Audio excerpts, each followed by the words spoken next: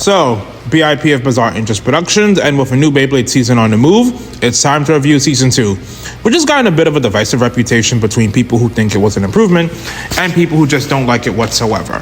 So let's talk about it, especially given that some of the discourse has been kind of stupid, especially the filler debate, but also break down some of the nuances.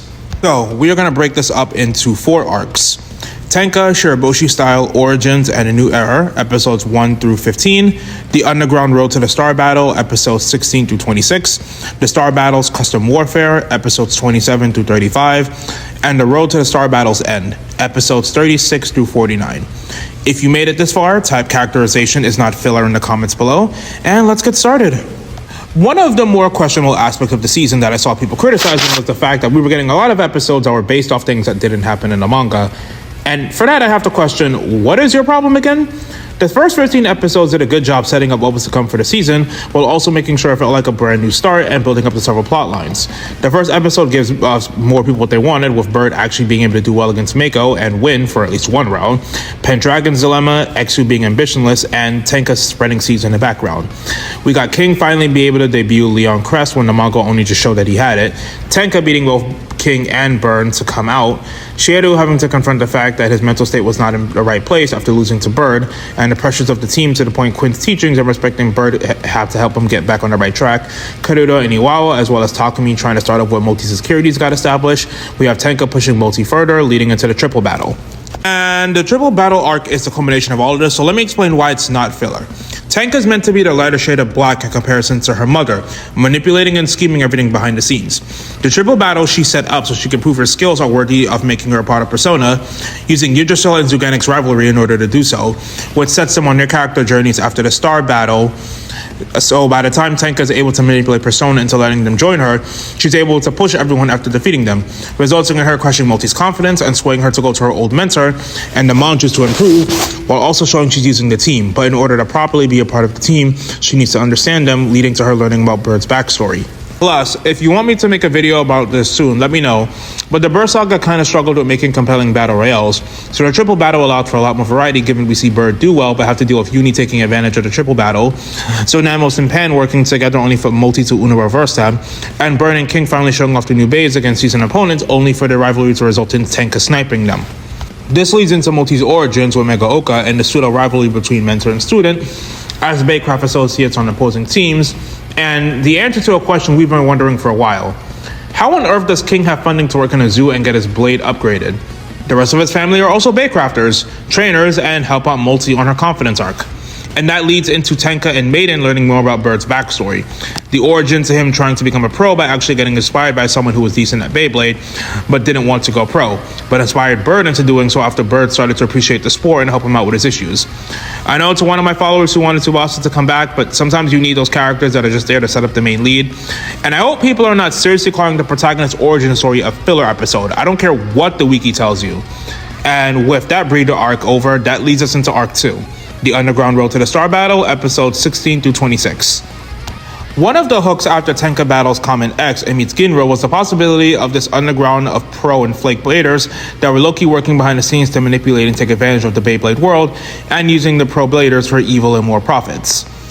What's fair enough did have a joke about it being too serious for a Koro comic, but given the capitalistic nature and the fact that this generation is basically treating Beyblade as a monopoly sport, it was a smart choice to flesh out the underground arc, because not only do we get to learn more about X's mentorship under Ginro, but we've got Pakun scheming catching up to him, and Baito being the manipulator that pushes Shieru to change and improve, since if he's going to improve, he can't just rely on copying Chrome forever.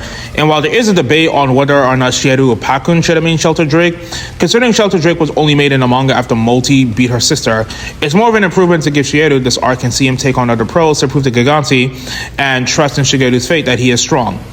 But if Baito and the Underground can't sink their fans to corrupt Shieru, Chrome's the next best option, and with him out of the way, Pendragon becomes much more easier to crush. And it also shows why Omega is so dangerous as a villain. She uses her connections with Besa and B4 to find blind spots in the blading world and manipulate them in order for her to get the advantage. That leads into Pendragon versus Zodiac, and the change to have Omega subordinates win instead of having her win is a double-edged sword, because on one hand she's being robbed of the opportunity to show off why she's a big threat, but on the other hand, for both Milion and Logi to defeat Shigeru and Logi establishes the fact that if they're this strong to take on Shigeru and Shiedu with no difficulty. Omega is going to be much harder to deal with since Tenka's admitting she needs Exu's help to help beat her, leaving Bird and Multi to come up with ways to defeat the other two. And thanks to the fact that we already know Karuda and Iwao's personalities, since Goldie is Persona's first opponent in the Star Battle, it's finally time for them to get some focus with Karuda sending Ryu as an agent to learn more about Bird to take advantage of him during the battle.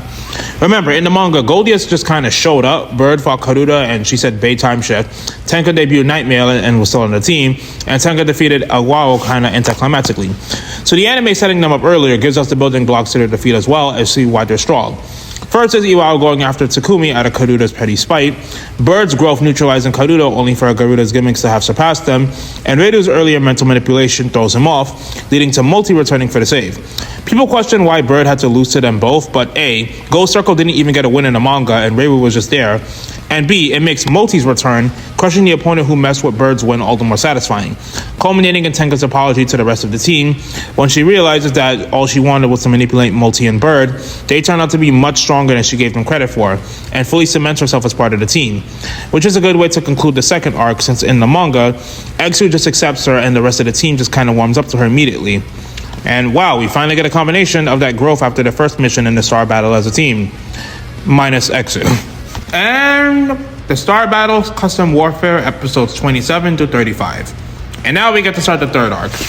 Chrome's use in this series is a topic of debate since he was told to get rid of X in the Star Battle under the condition that no one mess with him, which did annoy some fans, but the revelation that he doesn't want to see his friend lose contrasting with his desire to beat him makes it all the more compelling since he wants Exu to keep getting stronger, otherwise he will lose to Omega, which indirectly leads to the creation of the custom line CX Beyblades. And using that chapter to kick off the third arc was actually a smart idea in hindsight, especially since now that the Star Battle's underway, we actually get some time to flesh out some of the other teams, because why would you not focus on different teams during a tournament arc?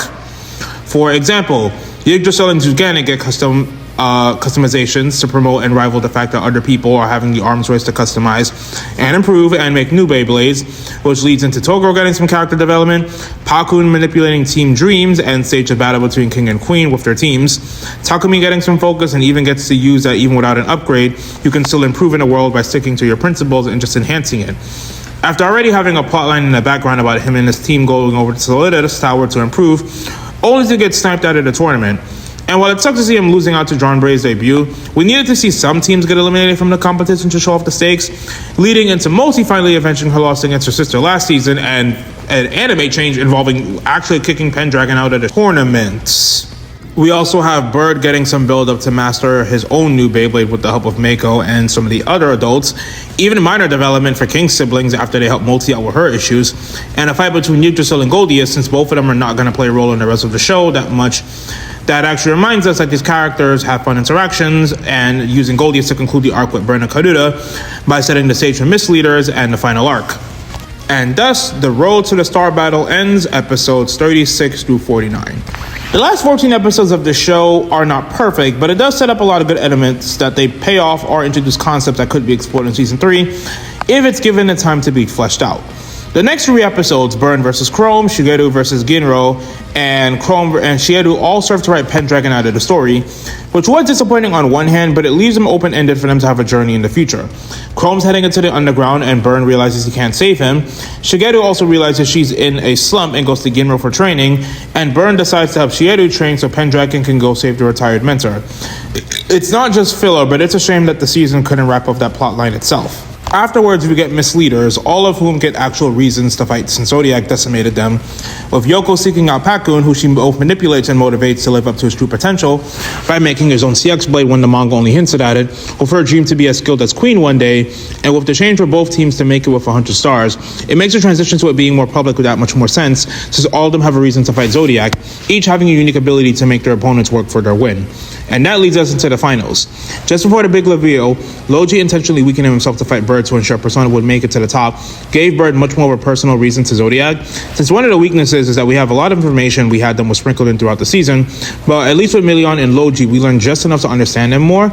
And as for Tenka and Exu versus Omega, while it was disappointing Tenka didn't directly defeat her mother, it was a combination of the team that ultimately led to Zodiac's defeat, and while the shadow of a new X arises, Persona was able to devour the stars who thought they were in control. But I'll turn the discussion to you. Do you think season 2 was good? An improvement? How do you compare it to the manga? What was your favorite part of it? Leave a comment below, tell me your opinions, and BIP of Bizarre Interest Productions, signing off.